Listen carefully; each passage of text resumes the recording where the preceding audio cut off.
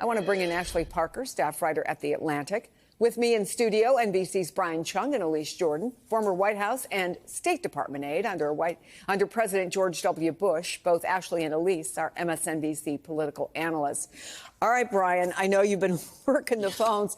Tell us a little more about what the president just announced. Yeah, it's been pretty dizzying, the developments over the course of this week. So the tariffs, to just kind of rehash here, began at midnight on Tuesday, and that was 25% on all imports coming in from Mexico and Canada. And then now we had the exemption yesterday on the automakers themselves. And now, at least with regards to Mexico, that exemption now applies to any good that is compliant with the USMCA, which is the trade deal that the United States has with Mexico and Canada, which, by the way, was negotiated by President Donald Trump in his first term in 2020. So it does seem like that would cover a large amount of goods here. So agricultural producers that maybe export fruits and vegetables from Mexico to the United States can breathe a sigh of relief, at least for right now, because as was clear in that Truth Social post from the president, this agreement is until April 2nd, when he plans, by the way, reciprocal tariffs for nearly every other country around the world. So again, there's a lot of questions here about how this will be implemented. Canada, we haven't really heard their side of the story right now quite yet, because as at least the case for right now, as of 1 p.m. Eastern time, is that the tariffs still apply to everything from Canada coming into the United States, again, with the exemption of those automotive products, at least for the time being. We don't know, Elise, how the president defines hard work and cooperation, right? We didn't get any specifics, but he said it was enough to lift these tariffs on Mexico for the next month.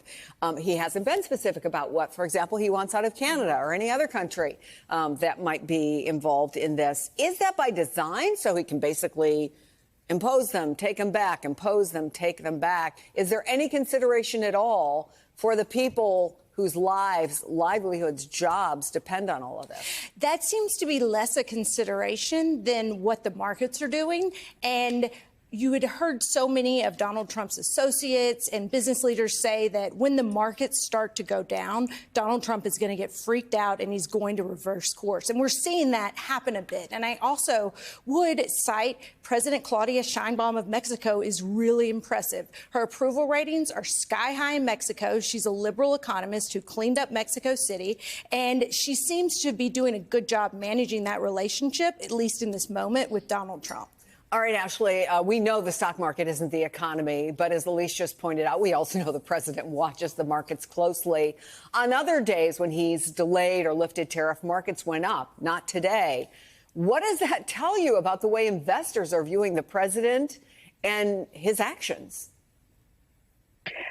Well, I'm not an economist, but I will say my understanding is markets respond to stability and predictability. And despite President Trump very famously in his first term declaring himself a very stable genius, there is nothing particularly stable about the way Trump is governing right now. The way he is threatening tariffs, imposing tariffs, pulling tariffs back is chaotic. It is unstable. And you are seeing that reflected in the markets and among investors. And again, this is not directly tied to the markets, but you even look at what we're seeing with Ukraine and some of our European, or should be our European allies, our traditional transatlantic allies.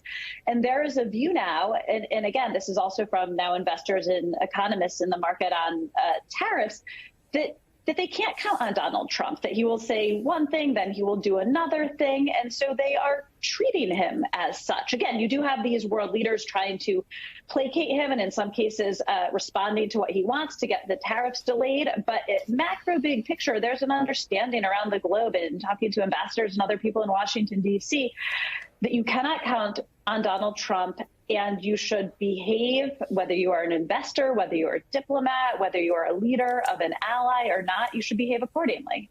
Yeah, and of course, the markets don't like uncertainty. We've said that time and again, Brian. But so here you have a situation where nobody knows what's coming next. Nobody knows what Donald Trump is going to respond or not respond to. By the way, China, our biggest trading partner, right? If you're looking at like what Americans buy every day, non-food, so much of that comes from China. So many parts of various things come from China. So even this temporary suspension, it goes until April 2nd. So we're not out of the woods. No, not at all. And you bring up a really good point, too, is that China is not part of the conversation with these exemptions right now. There was already the 10% that was slapped on the first week of February. And then this week we saw another 10% added on them. And there's really no sign, or we haven't heard any sort of communications from the White House that suggests that they would ease up on China, at least for the time being. So for the purposes of these exemptions, we're really zoning in on our neighbors to the north and south. But you bring up the idea of uncertainty. If you are a small business or a large business, you don't like the idea of these looming tariffs, regardless of whether or not it sounds like on any given day or any given hour that the White House feels optimistic that there could be an exemption on this type of product or that type of product.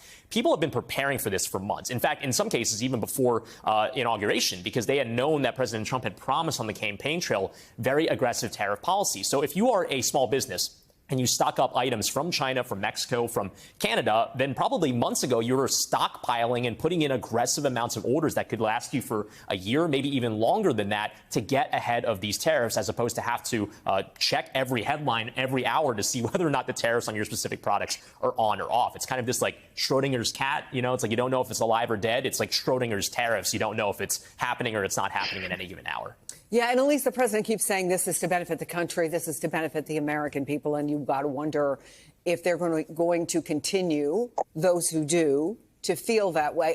The most obvious is like, you lost your job. No, you haven't. You lost your job. Yes, you have.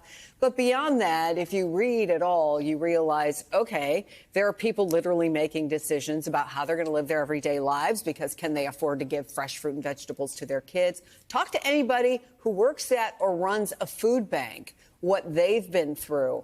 I mean, the domino effect of all of this is extraordinary. And again, the one thing we didn't hear and haven't heard from the president is an acknowledgement of what this means to individual Americans. Chris, and that's the hard about this. It is just a disgusting exercise in power at the end of the day to keep everyone around the world on the edge of their seats and living in this uncertainty. It's about more than just, the stock market dropping. It's about people who are living paycheck to paycheck and wondering if they're going to still have a job to pay their rent and if they're going to have food for their children. And so when someone like Donald Trump has ultimate power, we have seen he likes to have this cat and mouse bait and switch. It's much like with Mayor Eric Adams and how his charges were dismissed without prejudice. They could still be called back. Oh, Ashley, I also noted some of the other examples of what could, I think, generously be described as mistakes coming out of this administration. Change of heart, workers fired and brought back, for example. Elon Musk met with Republicans on Capitol Hill. Here's what some said about his work afterwards. Did he say anything to some of the concerns that he needs to slow down, take a little bit more of a cautious approach? No, I mean, I encouraged him to go as fast as possible, because we're going to lose our guts. 100, 150 days. This bunch is going to, oh man, that's cutting into my... Did any members ask him to slow down, to be more cautious? Speed up. That was the only message. Absolutely. Yeah. So at least for some of them, the message is speed up. Are you hearing anything that suggests anything but that, full steam ahead? So I was going to say those clips were interesting because privately what I have been hearing in many cases, and again, and not all, is frankly the exact opposite, that speeding up and cutting the federal government and waste and fraud and abuse, of course that sounds good. That's an 80-20 issue that nearly all Americans agree with, but that in practice, a lot of these lawmakers, including Republican lawmakers who may not feel comfortable saying so publicly, are worried about Elon Musk's approach, are worried about these cuts, are hearing about them back in their districts, are worried about not just the immediate mistakes that you gave those examples of that happen and that are allegedly corrected, but are also worried about things that DOJ is doing that may have latent, unforeseen consequences that we don't know about yet, that a cut now may seem fine or go undetected under the radar, but in 6 months or a year may have potentially devastating consequences. And so there is real concern about what he is doing. And I have specifically heard that in terms of that it will create political problems for Republicans.